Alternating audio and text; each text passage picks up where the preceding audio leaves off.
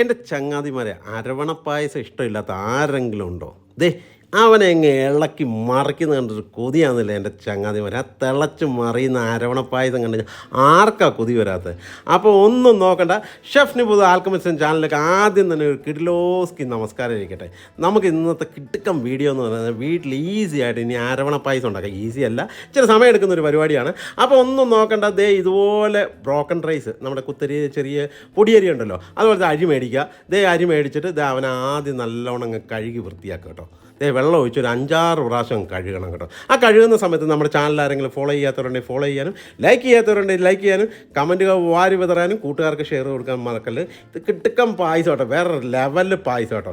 ഇവനങ്ങ് ഇതേ ഇതുപോലെ ഈ ലെവലിൽ ഒന്ന് കഴുകി വൃത്തിയാക്കാം. കഴുകി വൃത്തിയാക്കുമ്പോൾ ഇവൻ്റെ കളറൊക്കെ ഒന്ന് മാറുന്ന കാണാൻ പറ്റും കേട്ടോ. അപ്പോൾ നല്ല അരി മേടിക്കണം കേട്ടോ. നല്ല അരി മേടിച്ച് നല്ലോണം വൃത്തിയാക്കി കഴുകി വൃത്തിയാക്കിയ ശേഷം ഇതുപോലെ വെള്ളം ഒഴിച്ച് കുറച്ച് നേരം സോഫ്റ്റ് ആക്കാൻ വെക്കുക. അതിനുശേഷം ബ്ലാക്ക് കിസ്മിസ് എടുക്കുക. അതും ഇതുപോലെ തന്നെ നല്ലോണം ഒന്ന് വെള്ളം ഒഴിച്ച് കഴുകുക. ഒരു 5-6 പ്രാവശ്യം നല്ലോണം കഴിക്കുമോ, കാരണം ഇപ്പോഴത്തെ കാലമാണല്ലോ, അറിയാമല്ലോ. അതുകൊണ്ട് ഒന്ന് നോക്കണം ചങ്ങാതിമാരെ, നല്ലോണം ഇതുപോലെ നല്ല സ്റ്റൈലായിട്ട് അവനെയും കഴുകുക. അവനെയും കഴുകിയ ശേഷം വെള്ളത്തിൽ സോക്ക് ചെയ്ത് വെക്കുക. അവനും വെള്ളത്തിൽ കിടക്കട്ടെ കുറച്ച് നേരം. ആ കലാപരിപാടികളെല്ലാം നടക്കുന്ന സമയത്ത് നമുക്ക് നമ്മുടെ സ്ഥിരം പരിപാടിയായ തീ പിടിപ്പിച്ച ശേഷം ഉരുളി ചൂടാക്കാൻ വെക്കുക. ഉരുളി ചൂടായ ശേഷം അതിലേക്ക് ശർക്കര ഇട്ട് കൊടുക്കുക. നല്ല കളറുള്ള ശർക്കര ഇടണം കേട്ടോ. അരവണ പായസത്തിന് പ്രത്യേകം വേണ്ടത് നല്ല കളറുള്ള ശർക്കര വേണം.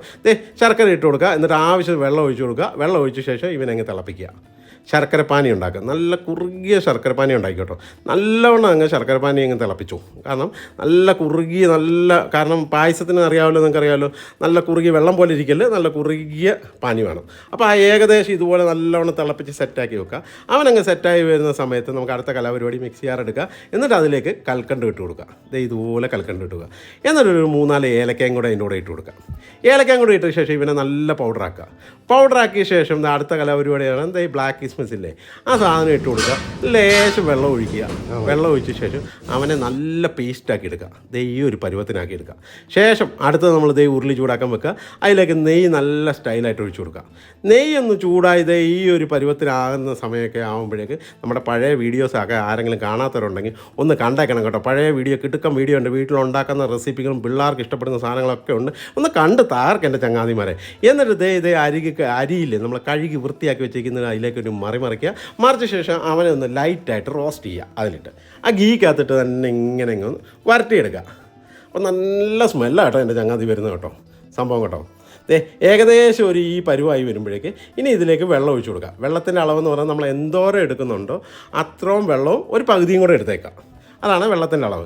ഇത് നിങ്ങൾക്ക് വേണമെങ്കിൽ പ്രഷർ കുക്കറിലിട്ട് വേവിച്ചെടുക്കാം. ഇല്ല ഇങ്ങനെ ഓപ്പൺ ആയിട്ടുള്ള ഒരു പാനിലിട്ട് വേണമെങ്കിൽ അല്ല ഉരുളിക്കകത്തിട്ട് വേവിച്ചെടുക്കാം. ഒരു ചെറിയ കടി വേണം കേട്ടോ അരവണ പായസത്തിന് കേട്ടോ. നിങ്ങൾ കഴിച്ചിട്ടുള്ളതാണല്ലോ, അരവണ പായസത്തിന് വരുമ്പോൾ അരിക്ക് ചെറിയ ഓവർ കടിയല്ല, ചെറിയൊരു കടി ഉണ്ടാകണം, എന്നേ മാത്രമേ ഉള്ളൂ ടേസ്റ്റ് ഉണ്ടാവുള്ളൂ. അപ്പോൾ നല്ലോണം തിളപ്പിച്ച് ഏകദേശം ഈ ഒരു പരുവാക്കി എടുക്കുക കേട്ടോ. ഏകദേശം ഈ ഒരു പരുവായി വരുമ്പോഴേക്ക് ഇനി ഇതിലേക്ക് ശർക്കരപ്പാനി അരിച്ചൊഴിക്കുക. ശർക്കരപ്പാനി അരിച്ചൊഴിക്കാൻ പറയാൻ കാരണം എന്ന് പറഞ്ഞാൽ ഇതിൻ്റെ ചെറിയ നാരുകളൊക്കെ കാണും. നാരും അങ്ങനെ എന്തെങ്കിലുമൊക്കെ ഉണ്ടെങ്കിൽ നമുക്ക് അരിച്ചെടുക്കുമ്പോഴേക്കും അതങ്ങ് മാറിപ്പോക്കുള്ളൂ. അതുകൊണ്ടാണ് അരിച്ചൊഴിക്കാൻ പറയുന്നത്. ശർക്കരപ്പാനി ഇതുപോലെ നല്ല അരിച്ചൊഴിക്കുക. നല്ല കുറുകിയ ശർക്കരപ്പാനി ആയിരിക്കണം. വഴിവെള്ളം പോലെ കിടക്കുന്ന ആവില്ല, കളറുണ്ടാവത്തില്ല, ടേസ്റ്റും ഉണ്ടാവത്തില്ല, വെള്ളച്ചോവ് കൂടും. അതുകൊണ്ടാണ് ചെറിയ കുറുക്കി എടുത്തോണം കേട്ടോ നല്ലോണം. എന്നിട്ട് ഇതുപോലെ അവനെ അങ്ങ് നല്ലോണം മിക്സ് ചെയ്ത് തിളപ്പിക്കുക. അവനും അങ്ങ് നല്ല രീതിയിൽ അങ്ങ് തിളക്കട്ടെന്നേ. ഏകദേശം ഒരു തിളപ്പിച്ചൊരു പരുവായി വരുമ്പോഴേക്ക് ആ കൽക്കണ്ടപ്പൊടി ഏലക്കയും കൂടെ ഇട്ടുണ്ടല്ലോ അതങ്ങ് ഇട്ട് കൊടുക്കുക. അതും കൂടെ ഇട്ട ശേഷം ഇവനെ പിന്നീട്ടങ്ങ് തിളപ്പിക്കുക.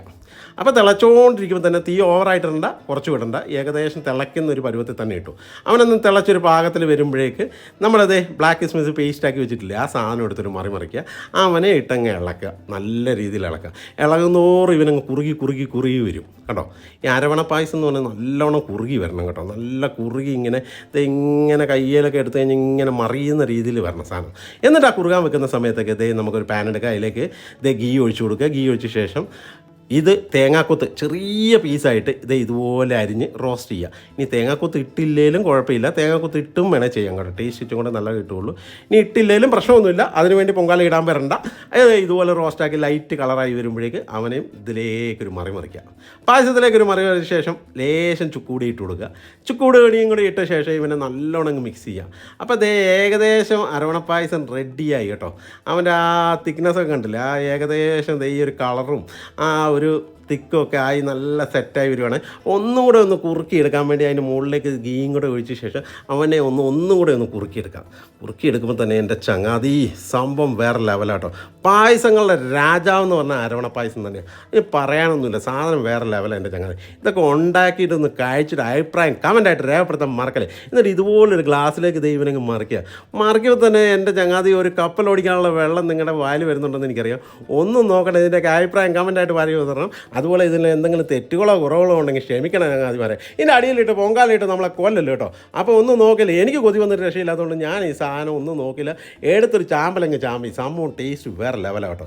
ഞാൻ കഴിച്ചിട്ട് എനിക്കൊരു അരവണ പായസത്തിന് ഒറിജിനൽ ടേസ്റ്റായിട്ട് ഫീൽ ചെയ്ത് നിങ്ങൾ ഉണ്ടാക്കിയിട്ട് അഭിപ്രായം കമൻറ്റായിട്ട് രേഖപ്പെടുത്താനും അതുപോലെ പഴയ കിടുക്കാച്ചി വീഡിയോകളൊക്കെ താഴെ കിടപ്പുണ്ട്, അതൊക്കെ നമ്മുടെ ചാനലിൽ കയറി കാണാൻ മറക്കല്ല എൻ്റെ ചങ്ങാതി വരെ. അപ്പോൾ തകർത്ത് പൊളിച്ചടുക്കൻ്റെ